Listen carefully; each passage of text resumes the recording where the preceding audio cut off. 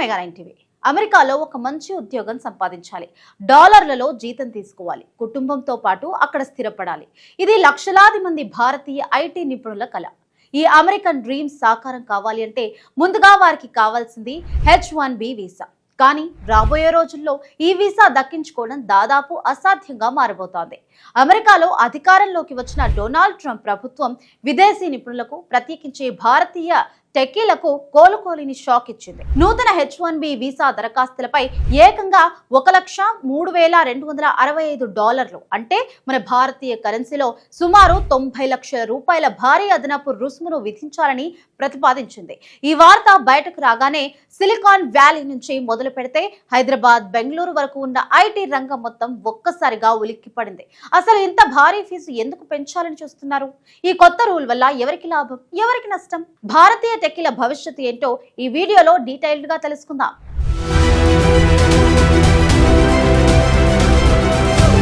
మొదటగా ఈ ప్రతిపాదనలో ఉన్న అసలు నియమాలు ఏంటో స్పష్టంగా తెలుసుకుందాం.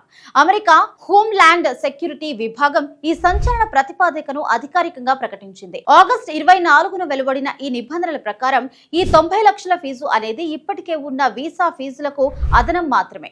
అయితే ఇక్కడ ఉద్యోగులు కాస్త ఊపిరి పీల్చుకోవాల్సిన విషయం ఏంటంటే ఈ 90 లక్షల రూపాయల ఫీజును వీసా కోసం దరఖాస్తు చేసుకునే ఉద్యోగి కట్టాల్సిన అవసరం లేదు. ఆ విదేశీ నిపుణుడిని ఏ అమెరికా కంపెనీ అయితే ఉద్యోగంలోకి తీసుకుంటుందో స్పాన్సర్ చేసే ఆ కంపెనీయే ఈ మొత్తాన్ని ఫీజుగా చెల్లించాల్సి ఉంటుంది. అయితే ఇది ప్రస్తుతం ప్రతిపాదన దశలోనే ఉంది కాబట్టి తుది నిబంధనగా అమల్లోకి వచ్చే వరకు ఈ రుసుమును ఎవరూ చెల్లించాల్సిన అవసరం లేదు అన్నది గమనించాలి.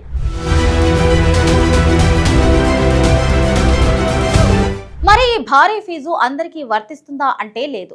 ఈ కొత్త రుసుము కేవలం వార్షిక పరిమితికి లోబడి ఉండే H1B పిటిషన్లకు మాత్రమే వర్తించబోతోంది.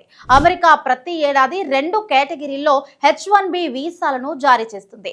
మొదటిది సాధారణ కేటగిరీలో ఇచ్చే 65,000 వీసాలు, రెండవది అమెరికా విశ్వవిద్యాలయంలో మాస్టర్స్ లేదా అంతకంటే ఉన్నత డిగ్రీ పొందిన వారికి ఇచ్చే మరో 20,000 వీసాలు. ఈ 2 కేటగిరీల కింద కొత్తగా దరఖాస్తు చేసుకునే పిటిషన్లపై ఈ ప్రతిపాదిత రుసుము ఖచ్చితంగా వస్తుంది. అయితే కొన్నింటికి దీని నుంచి పూర్తి మినహాయింపు లభించింది. క్యాప్ కు లోబడి లేని H1B దరఖాస్తుకు ఈ అదనపు రుసుము వర్తిస్తుంది. అంటే కొన్ని ఉన్నత విద్యా సంస్థలు, ప్రభుత్వ పరిశోధనా సంస్థలు, లాభాపేక్ష లేని పరిశోధనా సంస్థలకు సంబంధించిన దరఖాస్తులు ఈ ప్రతిపాదన పరిధిలోకి రావు. ఇది వారికి దక్కిన అతిపెద్ద ఊరట.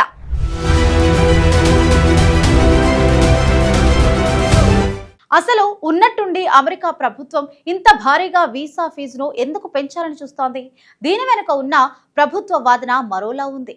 ఈ $1,00,000 అదనపు రుసుము ద్వారా ప్రతి ఏడాది ప్రభుత్వ ఖజానాకు సుమారు $8.8 బిలియన్ ఆదాయం సమకూరుతుందని DHS అంచనా వేసి అమెరికాలో పెరుగుతున్న ఇమిగ్రేషన్ దరఖాస్తుల పరిశీలన, కఠినమైన భద్రతా తనిఖీలు, వీసా మోసాల నిరోధం, ఇమిగ్రేషన్ కోర్టుల నిర్వహణ, కాన్సులర్ సేవలు, కార్మిక ప్రమాణాల అమలు వంటి ప్రభుత్వ కార్యకలాపాల ఖర్చులను భరించేందుకు ఈ మొత్తాన్ని ఉపయోగించబోతున్నట్లుగా వారు అధికారికంగా తెలిపారు.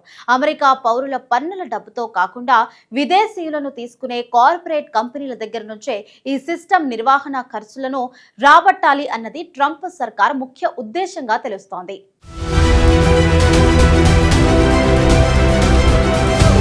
ఈ చట్టం కనుక అమలైతే ప్రపంచంలో అందరికంటే ఎక్కువ నష్టపోయేది మన భారతీయులే. ఎందుకంటే అమెరికాలోని టెక్నాలజీ, ఇంజనీరింగ్, పరిశోధన తదితర రంగాల్లో పనిచేస్తున్న వేలాది మంది భారతీయ నిపుణులు అత్యధికంగా ఈ వీసాపైనే ఆధారపడుతూ ఉంటారు. H1B కార్యక్రమాన్ని అత్యధికంగా ఉపయోగించుకునే దేశాల్లో భారత్ ఎప్పుడూ ముందంజలోనే ఉంటుంది. ఈ కొత్త రుసుము అమల్లోకి వస్తే విదేశీ నిపుణులను నియమించుకోవడం అమెరికన్ కంపెనీలకు అత్యంత ఖరీదైన వ్యవహారంగా మారే అవకాశం ఉంది.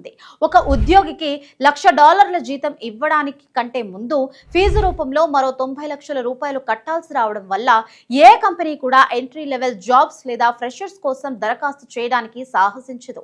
వ్యాపార సంస్థలు ఇతర దేశాలకు తమ ప్రాజెక్టులను మార్చడం లేదా స్థానిక అమెరికన్లనే నియమించుకోవడానికి మొగ్గు చూపే పరిస్థితి ఏర్పడింది.